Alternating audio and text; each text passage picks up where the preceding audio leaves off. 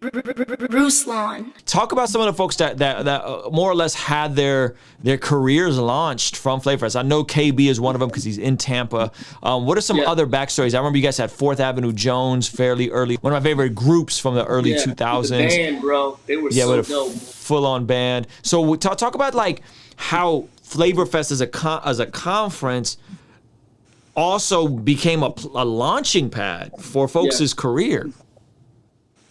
Yeah, I think one of the things that God has always put in my heart is to be a connector. And I love being able to connect and network people together without having to get anything for it. I'm just like, man, if it's going to be for God's glory and further his kingdom. And so there's been a lot of divine appointments and kingdom connections that have happened at Flavorfest. I'll tell you one that really hasn't even been talked about that much, but a lot of people do know about it from behind the scenes. He's talked about it before too. But even Lecrae.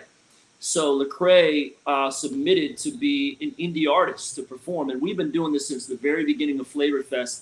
We would have artists send in submission packets, and we still do that to this day, which, by the way, Flavorfest this year already has all the slots full. Sorry, because we're using the people from last year that already got approved, and then we didn't do Flavorfest. So there's no artist submissions for 2021 for the performance slots. So just want to throw that out there because we're going to get and we're going to get into the lineup of 2021 and the announcement of that here in a sec, guys. So make sure y'all are locked in and you hit that like button. But so Lecrae submits this artist packet. So Lecrae submitted in 2004 for, and the indie artists, they get a 5-minute slot.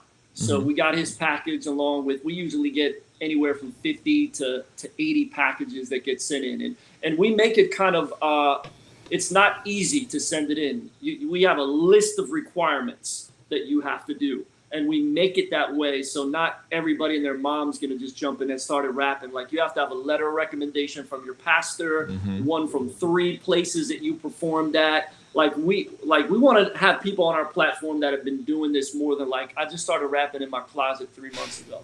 Like, you know what I mean? So Lecrae submitted, we heard his stuff, and he was one of the artists that was chosen as the indie artist. And then we also invite some of the well-known artists. That's who everybody wants to come see. But then we've always had these slots for up-and-coming indies to get noticed and to have an opportunity to perform in front of a crowd.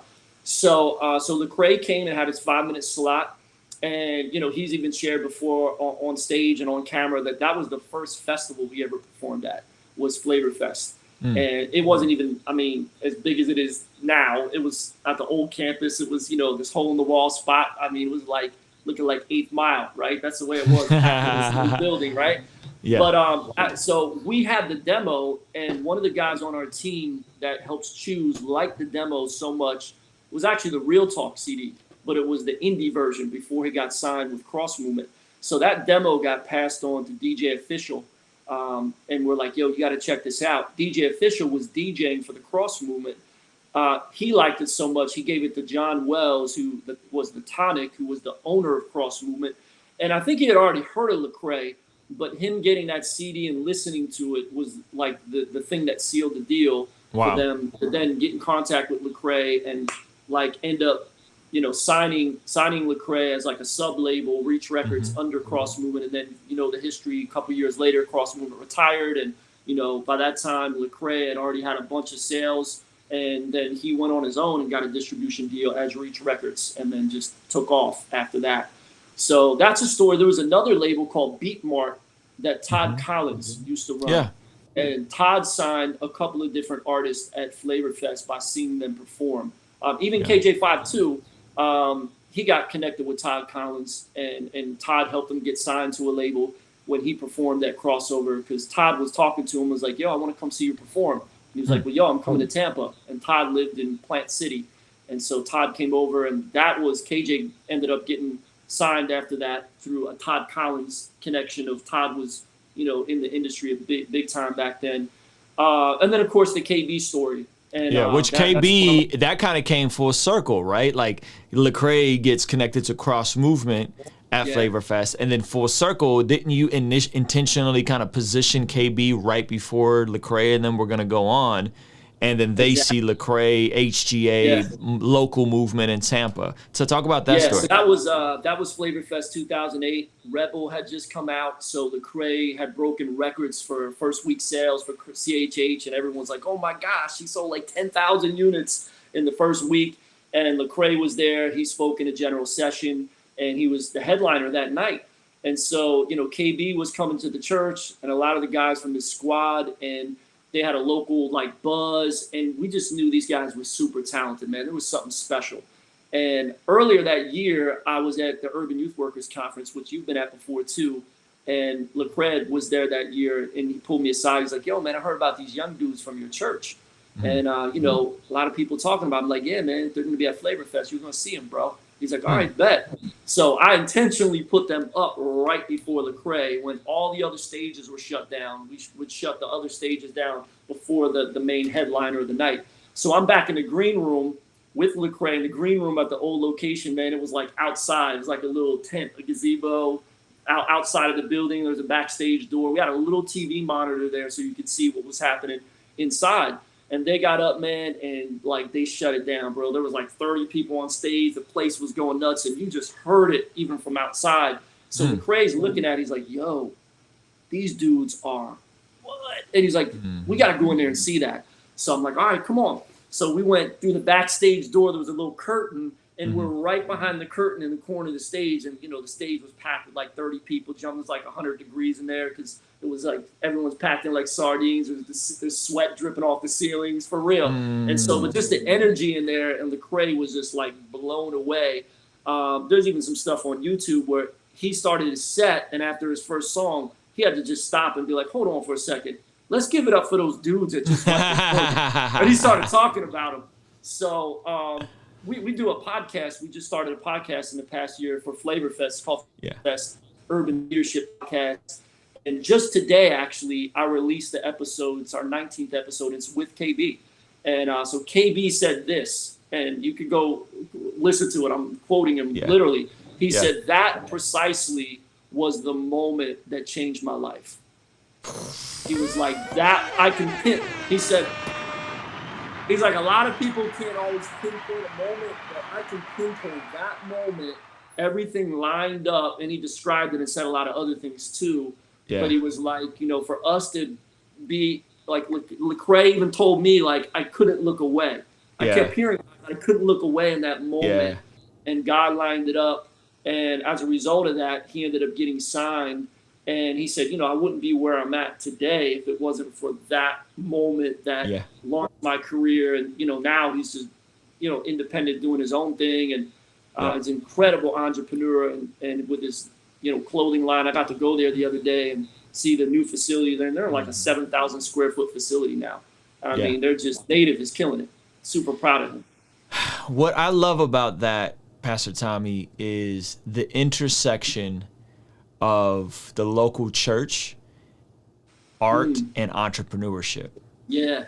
So it's this intersection where you have commerce happening. These men are going on to become bosses. Lecrae, seven-figure guy, KB, 7-figure guy, and these guys are going on to become bosses. The church is hiring people, and they're hiring people, creating economic opportunity. And it's an outlet for them to be expressive from the church, for the church, to create commerce, economic opportunity generationally, because like if that moment changes KB's life, that moment then creates decades of economic opportunity to move forward to the, where I've benefited by proxy to getting to then go do shows with Lecrae and building with KB. One of the reasons why my channel grew is because KB gave me an interview very early in the process, because I had met him early in the process around 2009, right after. I don't even think they signed the paperwork yet. And it was me, Lecrae, and KB, and we had just had a day in San Diego. They had a day off, and we just hung out all day. How all of that clicks, man, is just so... It's the sovereignty and the providence of God, man. And you being a vessel for that, I think, is so inspiring, and it just gives me just hope and imagination for what the church could be? What if the majority of our local churches were willing to jump into the creative side, were willing to jump into creating economic opportunity and commerce for people? You know how hip hop is, and you being in Florida, I'm in Cali. The majority, and some of you guys may not know this, by the way, but like you guys gotta like respect what Tommy is doing, because the majority of rap music today, not all of it, but the vast majority of it, going all the way back to the 90s, is funded by street money. It's funded by street dudes. Like that's just money laundering. Fact. Money laundering, just straight up dudes who are in gangs and they need to clean their money. As recently as we saw the Tekashi 6ix9ine, LA is known for this. Folks got to go check in LA when they're out here because of these types of overlaps between music and the streets. And so it's like, as a Christian, as a creative, to have the church on your side, to have the church behind you and not in your way, in front of you, telling you what you can't do this, you can't do that, I think is extremely powerful, because the world is using money that's from pimping and from drugs and from violence. And that is how a lot of these guys are coming up. And again, just look up the Death Row Records days. Look up the who Diddy was affiliated with and who helped get Diddy give his start. Jay-Z. It's a lot of guys that come from the streets that transition into music, and they have 7 figures in street venture capital to get their things off the ground, right? And so to see a church, we may not have 7 figures, but we have influence and we have platform, and we can congregate and create a soft ticket scenario where those folks weren't necessarily there to see Lecrae or to see KB, but there was a soft ticket draw that the church can have when we leverage our audiences. And then that can give somebody a platform. And then you fast forward, and now you got KB hiring dozens of people, multiple revenue streams, right? So I gotta give you your props for that, man, because that requires a lot of security in your identity as a pastor, as a rapper, to be willing to do this numerous times for numerous artists and never expect anything. Yeah, man. Well, thank you, bro. And even now, like, it's been a new season at our church to where during the pandemic, I did a small group on Zoom for business owners and entrepreneurs from my church. And there was about 40 people that were involved in that. And since we've reopened, man, we've had multiple new young entrepreneurs that have become part of our church, and from a totally different economic bracket. But it's because we've been intentionally pouring into that, that demographic as well. And they're seeing the creative married with faith, married with entrepreneurship, and even me as a pastor that kind of moves in those 3 areas, like you just kind of pointed out. It's a new space the last couple of years that I've really been focusing on for our church, and it's been exciting. We're actually going to be opening up a coffee shop in our lobby of the church that's going to be open 7 days a week, because we're on a major street that has about 60,000 cars go by every day. We're going to have a drive-through and everything. We're going to build a 2nd level deck out of steel, like a big seating area, like a balcony looking over, and we're going to create jobs, and all of the proceeds are going to go directly back into our nonprofit called Love Our City. So it's actually going to be called Love Our City Coffee.